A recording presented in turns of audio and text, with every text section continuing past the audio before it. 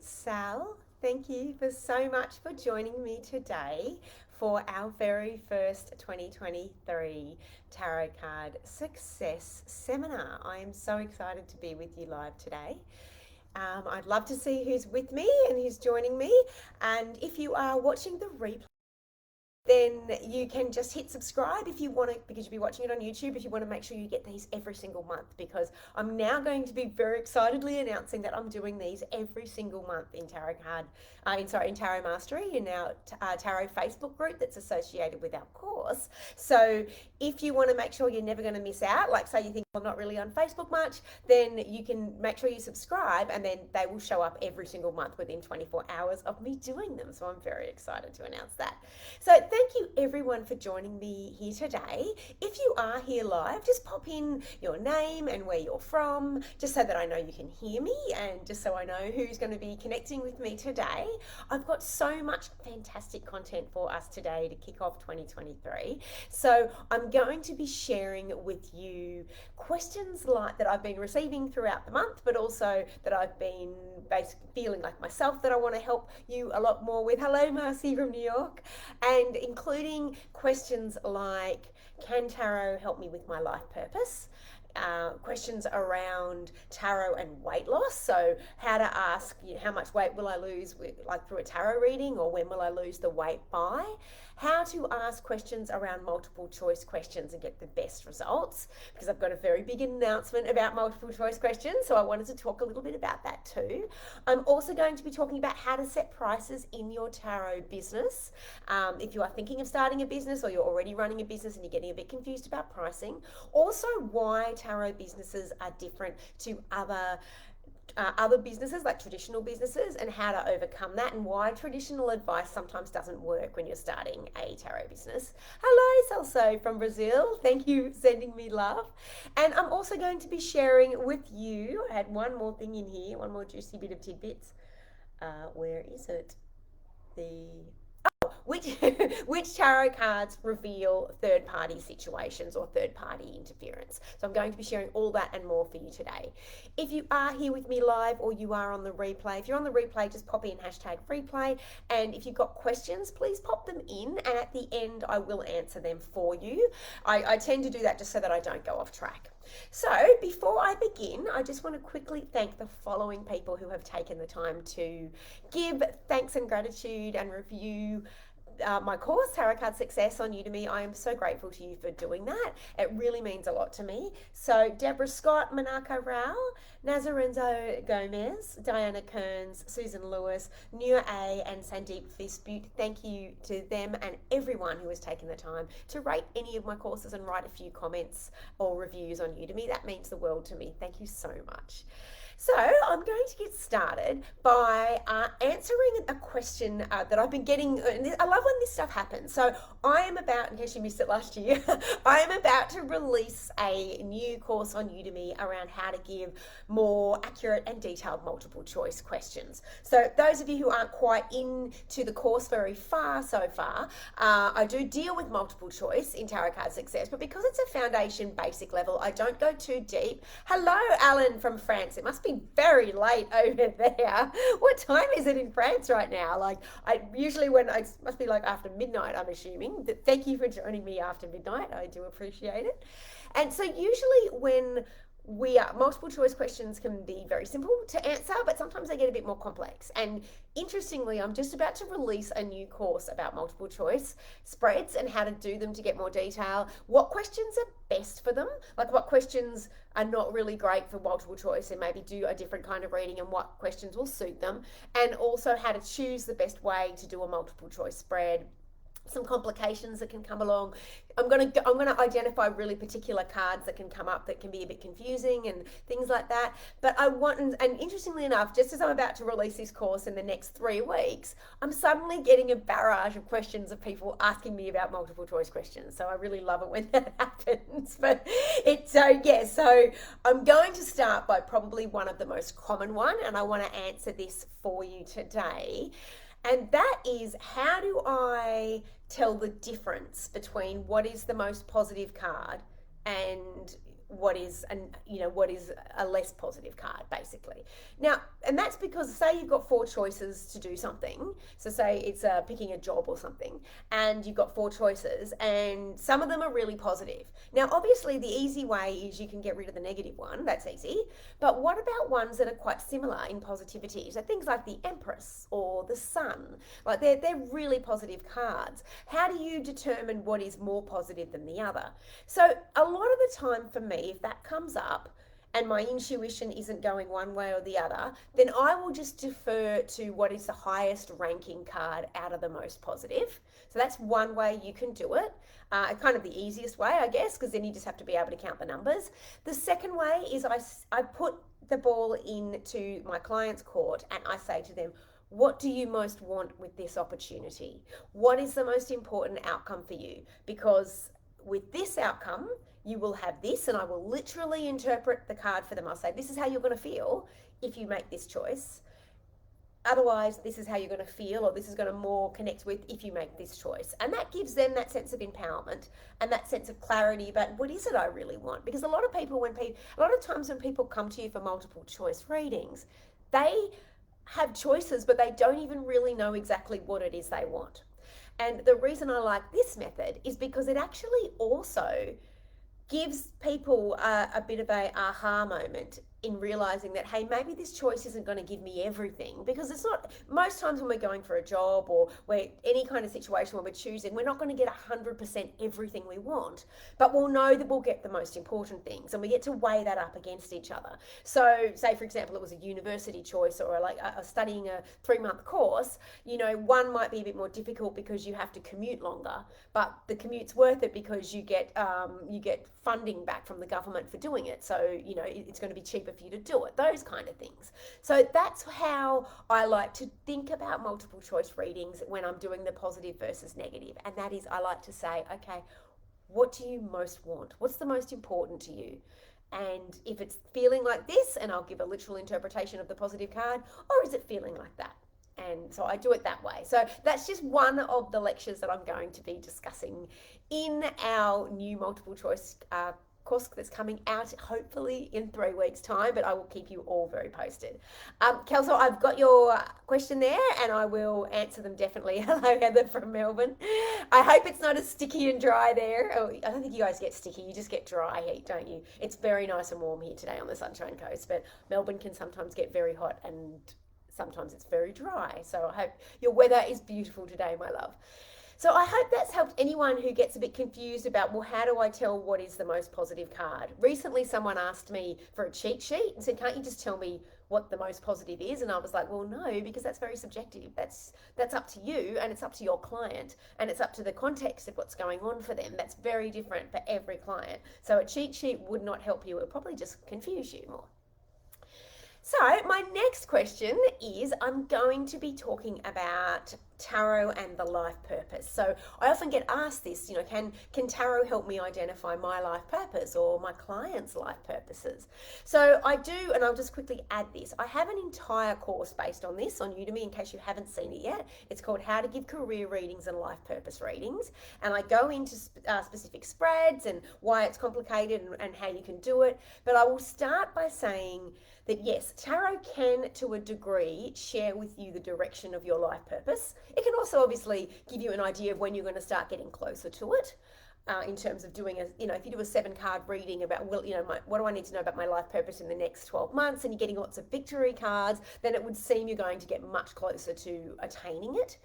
But what is interesting about the life purpose question and the tarot is that I'm not going to say most, but many of the things that we now consider our life purpose were never around when the tarot was invented. So it's impossible for the tarot to tell you these questions. These are more like psychic questions. So say, for example, your life purpose is to be an influencer on Instagram and to share environmental damage and how to fix it and shift it and change it. Like, back when the tarot was in, like back in the modern tarot, so in the 1900s, tarot, there wasn't environmental damage that people were worried about. This wasn't a question that was being asked. It's not a card. There's no environmental damage card. There's certainly no card for Instagram influencer. So people get this confused. They think the tarot is going to answer every question out there in the universe, but when it comes to those kind of specifics, this is more what you would get from a psychic, like you can do a card reading, but you could also then start channeling psychic information.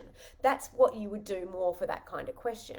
However, as I said, I do have specific spreads that can talk about what your life purpose is in the community, what your life purpose is here on earth, what your life purpose is here in your individual journey. So yes, that you can do them like that. So I do have a spread for that in that career reading and life purpose course, but you can also get a bit of a kickstart on it by focusing on the courts. Like, pull out the king and the queen of courts, and it doesn't matter which gender you get, but pull one and say, okay, what is my most important focus right now for my life purpose, and see if you get which elements. Like, do you get the cups, do you get the swords, do you get the money one, or do you get the wands one? Because that can teach you what it is you're most meant to be focused on. If you're meant to be focused on like helping people with their money, then that would be a pentacles. If you're meant to be focused on helping people with psychic abilities or healing or creativity, then that would be cups. If you're meant to be focused on helping people in an intellectual capacity, like you're a teacher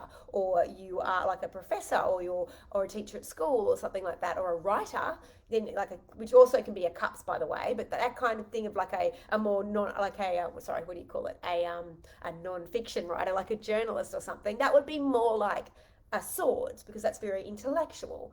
And so think about it like that. If you want to get yourself started or you want to get your clients started, that at least gives them a direction. If you feel like you're not quite ready to do my course yet and you're looking for just a quick and easy way when people ask you that. But again, I would always add my card readings to communicating with guides, or just going into my intuition and seeing if I get any messages. And also you can talk with your clients and say, well, what are you passionate about? And then you can pull cards around that. And if they're negative cards, go, look, maybe not right now. That doesn't seem to be it now. It doesn't mean forever. And if it's positive, then yeah, this feels like what you should be doing, something in the realm of writing or being a healer, or in the realm of teaching, or in the realm of graphic design, or something around that way. So that's also other ways you can do life purpose cards. So I hope that has helped. Hello, Colin from the Philippines. And so also I will definitely get your question. Alan, you're a night owl. It's 1:37 in France right now in the morning. Thank you for joining me so very late. So I hope that's helped anyone who's always like, how do I get the tarot to answer that question for me? That's a bit of a tricky one. So now I'm going to, a little bit on that vein, as I said, there's a lot of things that tarot can answer for you. The tarot can help you on so many different levels. It can help you with your love life. It can help you with your career. It can help you with your health. It can help you on many, many different levels. But most of those levels, you've got to make sure you are putting in front of it spiritual development, because that's what the tarot is. It's a spiritual companion. It's not a crystal ball that you peer into and it tells you exactly how your life's meant to be, because if it was that, we would probably run howling from nearly every tarot reading we ever had, because imagine if a tarot reading told us all about our lives under COVID, like we all would have been psychological messes. However, doing readings like, how can I manage this, or what do I need to do to improve my life? That's what the tarot's for. So on that note, I'm going to talk about, Roshni put as one of the questions that they wanted to know about, how do I do like time and speed and weight loss? So how much weight will I lose in this many months, kind of thing. So thank you for asking that question. It's a really great question, and I really can't believe it's the first time anyone's ever asked me in the nearly 14, 15 years of me giving tarot readings and teaching tarot. But the first thing I will say is, any question that starts with will I, the problem, and again, if I've told you this before, then I do apologize for those who've seen me before, but you need to learn to rephrase will I, because of one big magic word, and that's will. And that is free will. And a question like, will I lose weight in 2 months, or how much weight will I lose in 2 months? The word will is emphasizing your free will. And that is, the tarot can show you what can unfold for you if you are doing everything exactly the same as you are doing it right now. So we could use weight loss as an example. So say for example you were juice fasting and you were walking and you were doing personal training session 3 times a week. I mean that's a lot to be doing, but say you're doing all that and you do a reading, say you do the next 3 months, am I going to lose 3 kilos? And you get all yay positive cards, like victory cards, like the Six of Wands and, all those really positive, super wonderful cards. Then I would assume, yes, you are. However, that's if you go on doing exactly what you're doing for the next 3 months. Like if you are on that path, then that's, yes, that you will, it seems like that's going to unfold for you. Where it gets tricky is then what happens if you get sick? Like say you get COVID for 7 days and you don't exercise, or what if you suddenly become allergic to something, or what if suddenly, and this is the most important reason for me why if you want to do a weight loss reading, I highly suggest you do my health course on Udemy, which is Master Health Readings. Because I talk about how weight loss is often a health issue, and it can be a spiritual health issue, it can be a physical health issue, and it can be a mental health issue.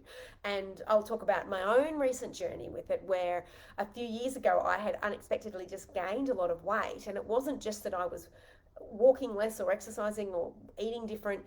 It was actually a hormonal thing, and it took me a long time to go through I tried all these different diets, nothing was coming off, and eventually I found a Chinese medicine practitioner, a traditional Chinese medicine practitioner who said, no, it's just what you're eating is not good for where you are at your time in your life, and I just needed to change things, and then I needed to get some acupuncture and take some very not nice tasting herbs, and then it shifted. And so if someone says, where do you use it, it's like that's not as helpful as anyone who knows has ever tried to lose weight.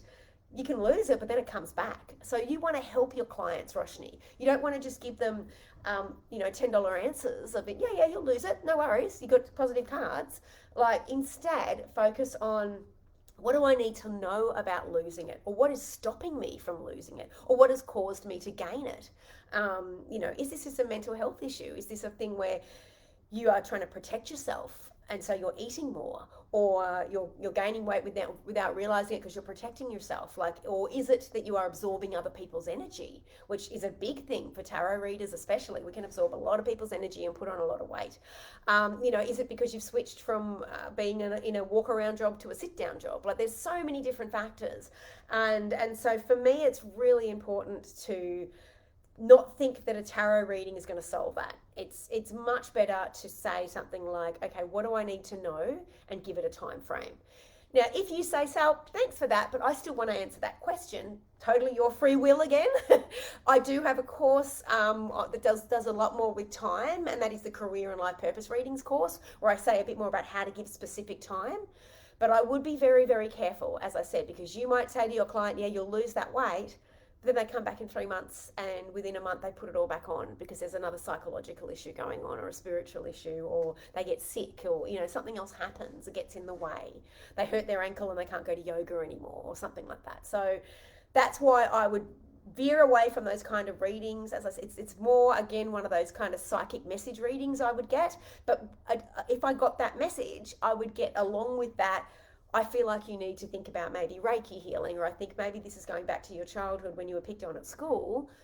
Go and deal with the trauma of that, and that's going to help you with the weight loss. So whereas you're going to lose 5 kilos by January, that's for me not really what the tarot is for, but it's also not that helpful, because you need to talk about with weight loss, like if it's a health issue, especially long term, like that's what's more useful to your client. So I hope that has helped. I've got joining here. Oh, hello, Cynthia. How are you? Lovely to see you. So again, I know that's a bit confusing, and thank you so much, Roshni, for asking that question. And I hope that's helped you a little bit more. But I would steer a bit clear of will I questions, because your client might come back to you and say that didn't happen, and you say, I thought, the cards are really clear that you were going to lose the weight within 3 months. And then they're like, yeah, but I did, fall and break my ankle and I couldn't exercise for 2 weeks. And you're like, oh, okay. And then, I started smoking again, or whatever, whatever happens.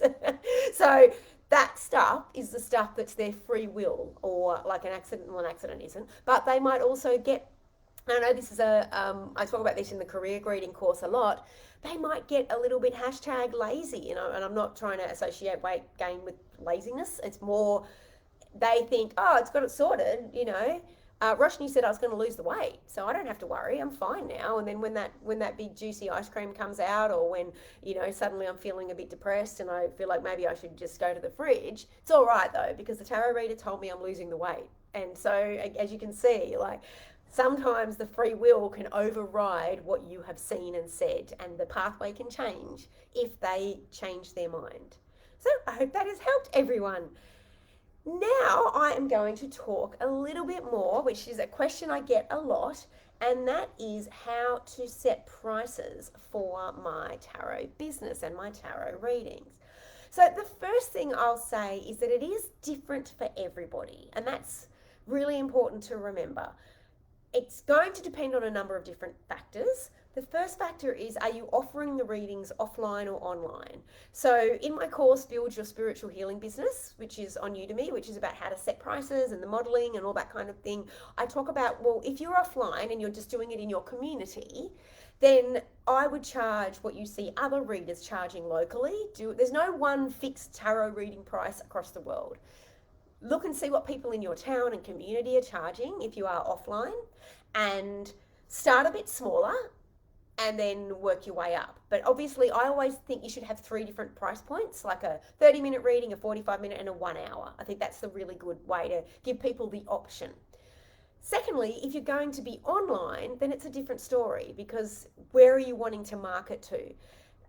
Because if you're, and this is going to talk about currency, people often ask me, because I'm Australian, why do you charge everything like your advanced tarot course in US dollars? And it's like, well, first, everything I pay for in my business, except my personal stuff, is US dollars. So my assistant, my subscriptions, my where I host my courses, everything's paid in US dollars, so it's easier. Also, the US currency is one currency that people from the UK, Canada, India, Australia, they all can pretty much convert pretty quickly by just either going on Google, like it's not as difficult. Whereas if I had to put like mine in Australian and I've got people buying from all over the world, they're like, what's the Australian currency? Like I've got no idea what that, and that, it's just a bit of a different head adjustment. But you could also do things. I've traveled in third world countries before, and what some people do is they have an international price and a local price. So if you're in somewhere like India, where obviously the cost of living is very different to what it is in somewhere like Australia or the US, then you might have a locals price, and you could maybe discuss that personally with people. Don't undersell yourself, but obviously someone who lives in India might not be able to as much pay for a $55 US like a reading for 45 minutes. That might not be with what they can afford, so because it's a much higher thing. So just thinking about that as well, offering different price tiers. But also I would, as I said, I would research. Now, if you're online, again, go into groups, go into what are people charging, and look and see and do that research. It's real, and also know that your experience, and you might feel like, another little rule of thumb is that you need to remember that whatever it is you choose, if you're running a business, you have to be able to calculate how many of those you can do to make your living, to pay your taxes, to pay your insurance if you're paying, like if you need to pay for that in your country, to also put profit aside to reinvest in your business, because as it grows you're going to need to reinvest more, but also to put money aside for your future. And I know people don't like to talk about that, but when you're going to retire and things like that, or investing in buying a house or that kind of thing. So start thinking about that. If you are giving yourself away too cheap, too early, then you're going to have to do like 300 readings a week, and you might not be able to do that. That might be beyond your capacity. So do think of that when you are pricing as well. Like, this is a career. It's something that you need to learn. And I'm going to veer into my next topic with this one, and that is why tarot businesses are different to traditional businesses. Because traditional businesses will tend to have a very, generic price for many things. So say, for example, you wanted to start a graphic design business, then you would straight away go, okay, well, designing a logo, I will charge this, and designing a brochure, I will charge this, and designing, a letterhead, I will charge this. And you would get really clear about it quite early, And you probably wouldn't have a lot of shame or embarrassment about it. You would know, well, they're the prices, and you'd have a lot more kind of self-worth around it. Whereas tarot businesses, people can really wobble when it comes to pricing. They can really suffer from this feeling that they've got to give it away or they've got to prove themselves. And because tarot readings are a lot more insubstantial, and what I mean by that is because so much of what you are seeing is in the future, so people won't really know if they've gotten great value until that comes to pass. Unlike a logo where you get it right in front of you and it's tangible, then we often feel like we've got to prove ourselves and give and give and give. And so pricing can get really tricky. And I do highly recommend you work a lot on your own self-worth with that. Sorry, I just keep throwing courses out here, but I do have one called Manifesting Abundance for Healers and Psychics that I did with wealth coach Miriam Castilla on Udemy. I did that particularly for healers and readers who struggle to set prices or raise prices.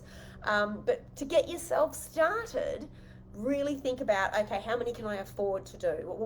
You really have to get serious about not treating it like a hobby and saying, okay, what do I need to make a living, to put aside money for tax or my super? In Australia we have super, you might call it something else in other countries, but that's money for, the long term. How much are my bills going to be? Things like that, reinvesting in my company and all that sort of stuff. So that's stuff you really do need to start thinking about. And linking it back to what I was talking about with why tarot businesses are different. For me, there is no more business I know where people are trying to earn money that they treat it like a hobby instead of a business than tarot businesses or healing businesses. So you've got to get really comfortable from the get-go saying, I am running a business. Like if I was going to start a graphic design business, it would be very rare that people would come to me that are my friends or that I meet at a party and go, oh, can you give me a free logo? They'd be like, oh, I'm going to recommend you to my friend. I know they're looking for a logo. With tarot readings, the second people say, I want to start a tarot business, you'll get a whole lot of people beating at your door saying, oh, can you give me a reading about my love life? And my mother wants to know about her, her new job and blah, blah, blah, blah, blah. And suddenly you're feeling like you are being downloaded with lots of requests to give free readings, but not paid. And that can feel very demoralizing.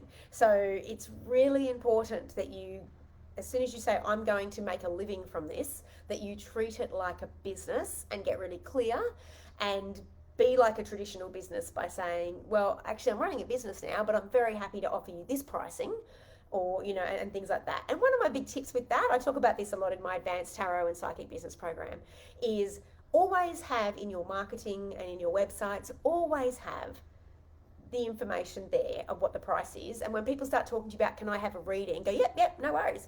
Here's my website, or here's my whatever, and they can click in it and go and see it. You don't have to explain anything. It's all there, and they know up front that you are offering paid services, and they'll take you much more seriously than, oh, I'm starting to give readings.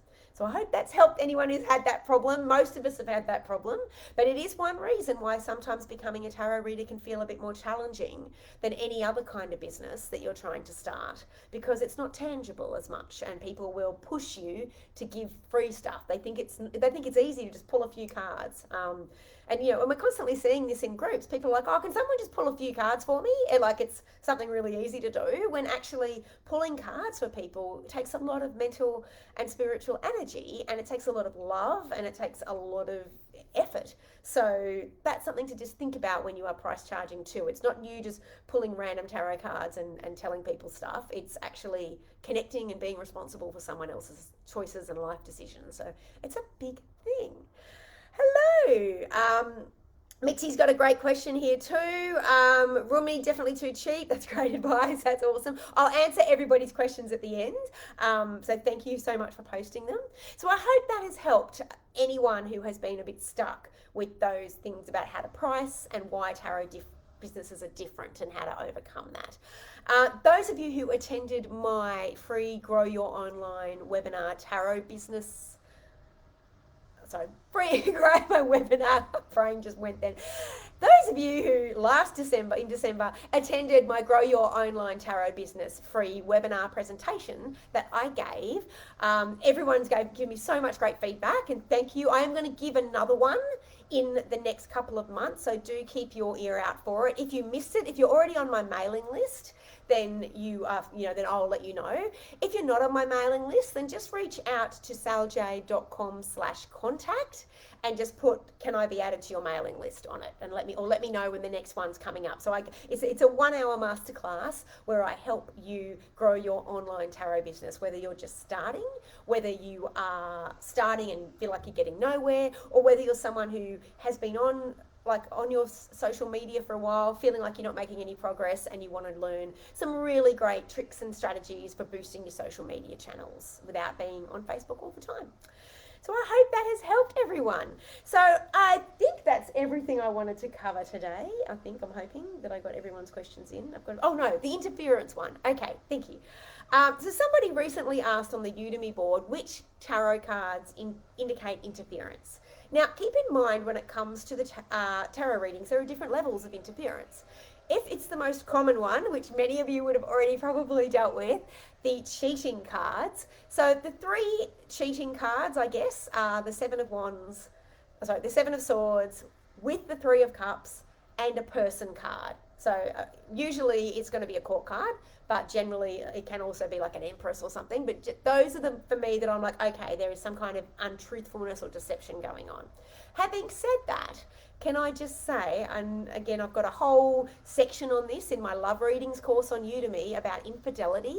Infidelity is so much more complex than just pulling 3 cards, because infidelity has different levels. It might be someone's flirting with someone, and so those cards might come up because they're just flirting, but they're never going to do anything. Or it might be that they are having, some kind of illicit phone conversations, but nothing's going any further. Or it could be a full-blown affair, or it could be just sex, or it could be so many different levels. So to just say, is my partner cheating on me? And you pull those cards and go, yes, is really, to me, narrow about what infidelity can mean. It also can be a bit insensitive. It can also be very dangerous and unethical, because you could be breaking up a family based on something that's really not a big deal. And I don't mean to say if someone's flirting with someone that they're working with that it's not a big deal, but just keep in mind there are different degrees and levels, and that's really important to remember. Other interference cards, and so if you're getting a lot of those questions, like is he cheating on me or is she cheating on me, then I have a whole section on that in the Love Readings, Give Psychic Love Readings with Ease course on Udemy. So I do recommend, I have lots of samples of when to recognize it, what's going on, when it might not be going on, and teaching you how to be very sensitive around this very sensitive issue, because it is a delicate issue. Also about how to attract less of those readings as well can be a good thing.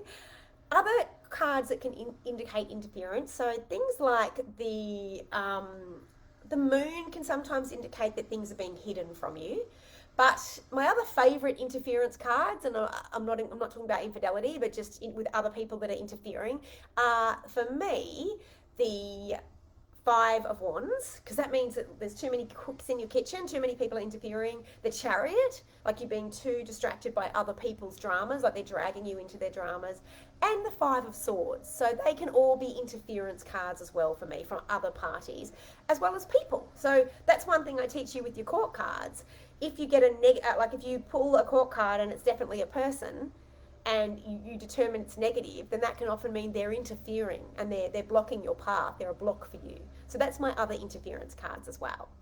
So I hope that has helped, my loves. If you've ever wondered what third-party interference cards are. Okay, so I'm going to go. I hope that's helped everyone. Please write down all your questions, because I love to help answer them for you. And again, if you're joining me late, or if you're watching this on the replay, do hit subscribe, because then you can get these every month and you don't have to hang around and wait for me to tag you. Basically, they'll come in straight away for you. So, Celso Rubia says, do you know Kyle Gray's Oracle cards? I do. I use them in some of my courses. I use them in my career readings course. I love them so much. The Keepers of the Light is one of my favorite cards. I love it so much. I highly recommend that card. As I said, I do use it in my career reading course. I'm going to be using it a lot more. I love what Kyle Gray is doing with Oracle cards. I find, and this actually will answer a question for a lot of you out there, because a lot of Oracle cards are angel based, and there are a lot of people who are doing my tarot courses who are Hindu or other denominations, or they don't really want to be doing angels. That deck, the Keepers of the Light, is a fantastic deck because it deals with people from like Ascended Masters. It's really amazing, like Katumi and lots of different, like Krishna. It's a great deck. I really love it. So yeah, I highly recommend it. It is a bit more challenging for beginners. If you've never read oracle cards before, I do recommend just going slowly and practicing a lot on yourself first. Because it's not as easy as some of the other beginner level decks are, but it is a great deck. I do love it. I'm so glad you're enjoying it and still connecting to it. Rumney, I'm definitely too cheap. I'm glad. That is great advice. That's awesome. Mitzi, how do you answer the question of those saying we shouldn't charge? Oh, I love that. And that we're frauds because we do it. I love that question. I shouldn't laugh. Sorry. I saw that in a group. The poster said anyone who charges for tarot readings is basically insincere. So, Mitzi, the first thing you do with that is you leave that group and run, or leave that. Don't even listen to that person. I talk about this in, it must be the Manifesting Abundance course. Yeah, I talk about it in that, I think. I can remember a few years ago, I was in Bali and I met this really lovely lady, and she'd been involved in the fires, like we had these awful bushfires in Australia a few years ago. She was just such a kind-hearted soul, and we started talking, and she was telling me she was going to see this healer in the local village. And then she sort of cracked out the one that people every now and then say, and said, but he just offers his services, he's so, and he's such a pure spirit, because, healers really shouldn't charge, like that's a really bad thing to do. I just don't like these people that charge.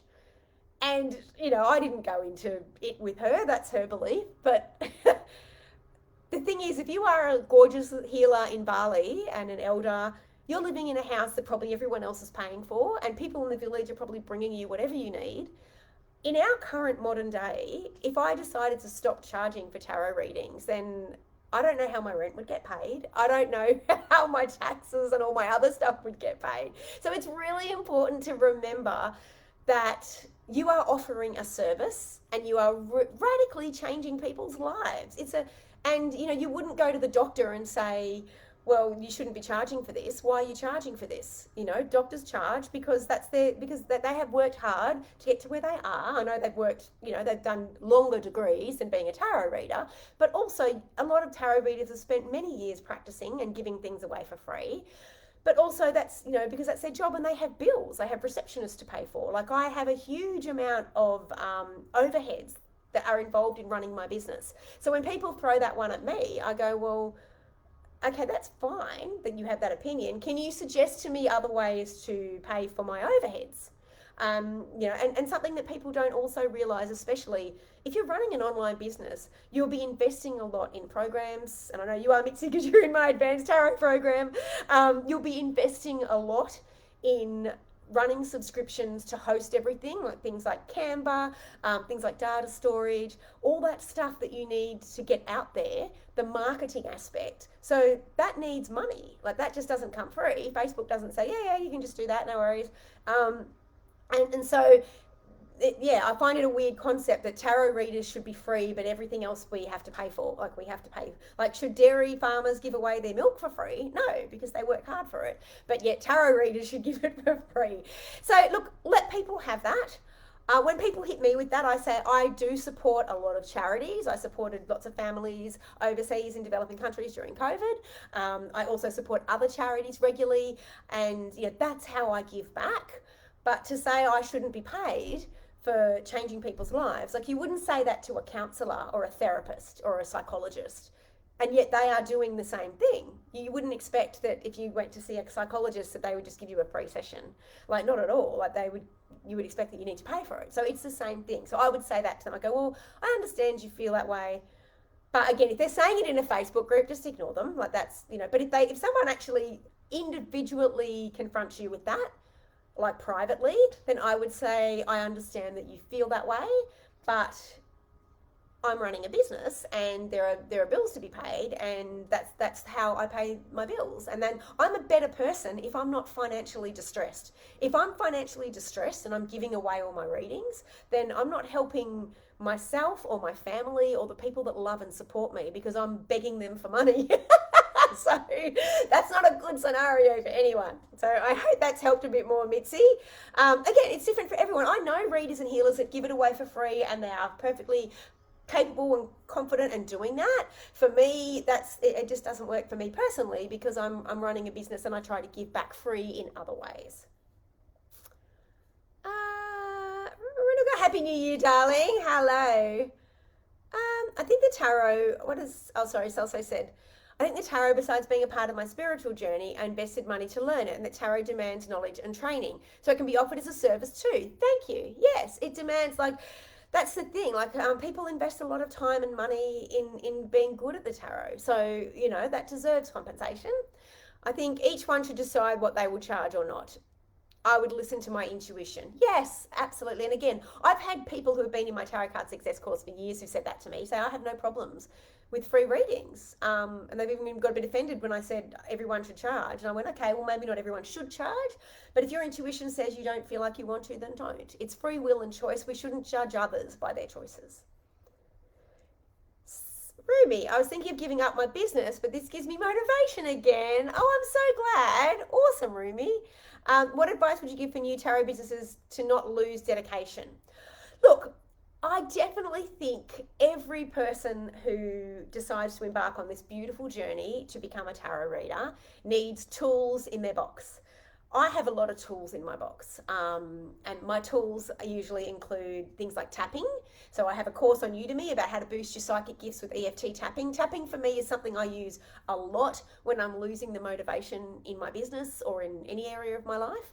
I also do different kinds of healing, and I work with spiritual healers, and I invest money in that. Again, back to what Celso says, one of the reasons I charge money is because I spend a lot of money working with spiritual healers to heal the part of me that would lose faith in myself and that lost faith in the business and the industry. And so definitely know what your triggers are. Whatever your triggers are now, you said you were thinking of giving up your business, write down why. Do you have beliefs that it's never going to succeed? Is it because your family is judging you? Is it because you see there's so many people out there and you feel like they're getting nowhere? All of those are reasons that we can be not experiencing wealth growth. I talk about this in the Manifesting Abundance for Psychics and Healers on Udemy course that I have. Also, if you've always had money blocks, then becoming a professional tarot reader will not heal that. You got to heal the money blocks first. So it might be that you just need to heal some money blocks if it's money that's the block. Or if you're just getting a whole lot of very negative clients, then it might be you just need to clear yourself more or, do some more healings on yourself. So I have a lot of tools that I use. So definitely doing that would help a lot. I hope that's helped, Rumi. On my YouTube channel, I also have a free three ways to grow your online tarot business. That's a free little one that you can find on there. That might help you as well. But yeah, definitely have the toolbox of healing tools. Learn how to heal yourself. Do some little mini Reiki courses or do some stuff that can heal yourself the way I do with theta healing and the way I do with my angel prayers and my connecting with my spirit guides and my ascended masters. And I journal a lot and I pray a lot and I also tap a lot. But they're my little tools of how I get back in the saddle, basically. I can't do a reading for myself. I feel totally blocked. That's okay, sweetheart. You don't have to. That's one of those myths that I know a lot of readers that never ever read for themselves, and I know a lot of readers that never read for others and only read for themselves. If you get blocked reading for yourself, then I think that's a good thing to acknowledge. Don't force it. Maybe one day that will change, but it might be because you're too emotionally attached to the issue. If that's a problem for you, then just don't worry about reading for yourself. Just read for others, and then maybe one day that will shift. If you feel blocked, as I said, I do have courses on this. I have remove psychic blocks with past life therapy. If you might have a past life thing about giving yourself a reading, or it might be just something you could tap out with my tapping course. But yeah, don't be too worried because some readers I know never ever read for themselves. It's a real blanket rule for them. So Rumi, if yours is mostly family judging and negative clients, then definitely, the tapping course can help a lot. I've got a whole section about being judged or, feeling like you're going to get it wrong and negative clients, definitely. That's awesome, Sal. So you're almost in all of my courses. So go into the past life one and maybe do a healing on why you can't read for yourself. There might be something deeper there, or it might be just you're not meant to, and that's okay too. Again, blessings be inside. Thank you. Okay, if anyone has any more questions, please pop them in here. Or if I've missed some, sometimes I miss them because I go through them very quick and I talk very fast. No? Okay, awesome. Thank you everyone so much for joining me. And again, I will be here for the rest of the day answering questions if you are on the Facebook Live. If you're on the replay, then just pop hashtag replay and ask your question, and it'll take me, you should have up to 7 days to jump on the YouTube channel and answer it. And if you've ever got any more questions for me, because social media can be a bit of a weird medium, if it's a bit more personal, then please just go to saljade.com and go to contact, and then you can find different ways to answer me more personal questions there. Oh, Ruby, that is a gorgeous emoji. Thank you. So thank you so much, everyone, for joining me. Thank you, Mitzi and Celso and Rumi and everyone else who asked those wonderful questions. I think someone asked one earlier on as well. Thank you so much. And thanks, everyone, for coming. And I hope that it's really helped you in your journey today. Oh, one more quick question. Yep, no, all good.